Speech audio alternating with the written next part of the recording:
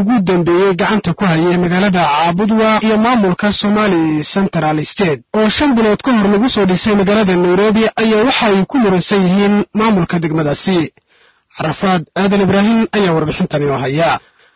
dhawaan lagu soo sameeyay ka dibadiisa oo lagu magac maamul goboleedka bartamaha Soomaaliya ama Somali Central State waxaana maalmihii ugu dambeeyay laga dareemayay degmada Caabudwa dhaqdhaqaaqa siyaasadeed iyo shirar gooni ah oo ay sameynayaan labada dhinac iyadoo maamulkan cusub ee maamul goboleedka bartamaha Soomaaliya uu toddobaadkan gudihiisa magacaabay golihiisii wasiirada iyo xubno kale oo ka mid noqonaya maamulka. Haddaba maamulka Ahlusunna oo ka arriminayay muddo 3 sano ah degmada Caabudwa maxay kala socdaan maamulkan cusub? Su'aashan waxaan weydiiyay madaxa arrimaha bulshada maamulka Ahlusunna wal Jamaaca degmada Caabudwa Axmed Aadan Dheere.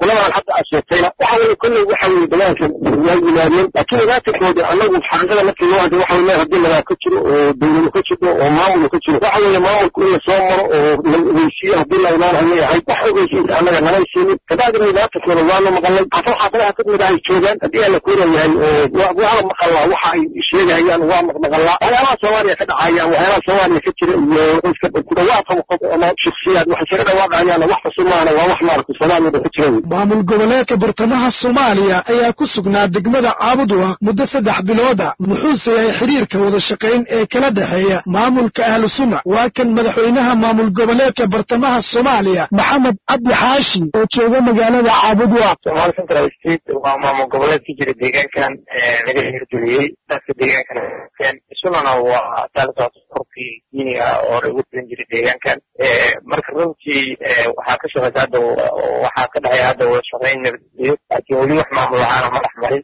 loolankan siyaasadeed ee salka ku haya kaariminta degmada Caabudwa iyo degmooyin kale halkee ayuu ku biyo shuban karaa? waa kan mar kale Axmed Aadan Dheere.